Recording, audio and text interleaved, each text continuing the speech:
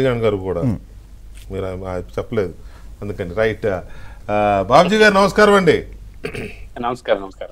బాబుజీ గారు, మనం చాలాసార్లు చర్చించాం. పర్టికులర్గా మీ ఏరియా విపరీతమైన అనడానికి కొంత బాధగా ఉంది, కానీ హెడ్ క్వార్టర్ లాగా తయారైపోయింది. కరెక్ట్. ఏపీకి మాత్రమే కాదు, దేశానికే హెడ్ క్వార్టర్ లాగా అయిపోయింది.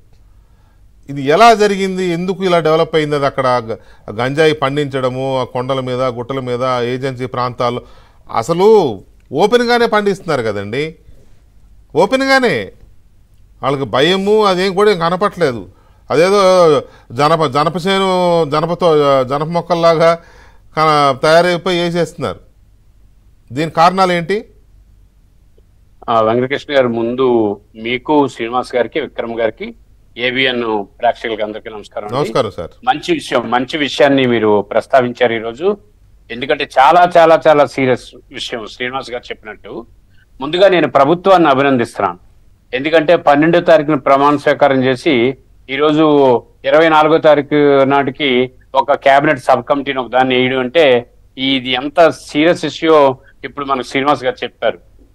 అయితే ఇక్కడ ఉత్తరాంధ్ర కానీ మన ఆంధ్రప్రదేశ్ రాష్ట్రం తీసుకుంటే గంజాయి స్మగ్లింగ్ కి చిత్తూరు జిల్లా ఎట్లాగైతే రాయలసీమ చిత్తూరు జిల్లా ఇంపార్టెన్స్ వచ్చిందో మనకి ఎర్రచందనకి ఎలా వచ్చిందో గంజాయికి ఉత్తరాంధ్ర అంతే ఇంపార్టెన్స్ వచ్చింది. అయితే ఎందుకు ఎలా వచ్చిందో ఒక్కసారి కొద్దిగా మీరు అడిగారు కాబట్టి చెప్తాను. మొట్టమొదటిసారిగా గిరిజనులు పోడి వ్యవసాయం చేసుకునేవారు. పోడి వ్యవసాయం చేసుకున్న తర్వాత అది వాళ్ళు బ్రతకడానికి సరిపోయింది.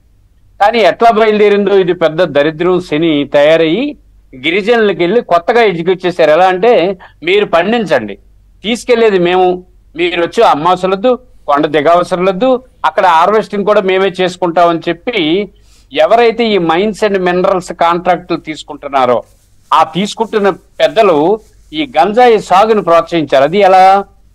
పోలీసుల సహకారంతో, అధికారంలో ఉన్న పెద్దల సహకారంతో. అది ఇంతింత ఒట్టుడంత అయినట్లుగా చిన్న చిన్నగా పాకి ఉత్తరాంధ్రలో మన శ్రీకాకుళం దగ్గర నుంచి తీసుకుంటే అప్ టు భద్రాచలం వరకు అరణ్య ప్రాంతం ఎక్కువ, ముఖ్యంగా గిరిజన ప్రాంతం ఎక్కువ.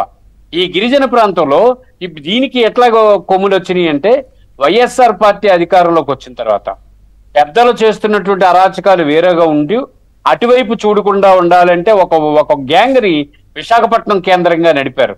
ఆ గ్యాంగ్ ఎట్లా తయారైంది అనుకుంటున్నారు మీరు?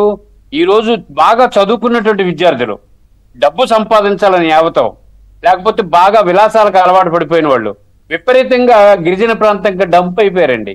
దీని వెనకాల పోలీసులు అధికారులు ఉన్నారు. జగన్మోహన్ రెడ్డి గారు ముఖ్యమంత్రిగా ఉన్నప్పుడు సెబ్ పెట్టారు, స్పెషల్ ఎన్ఫోర్స్మెంట్ బ్యూరో అని. ఆ సెబ్ దేనికి పనిచేసింది?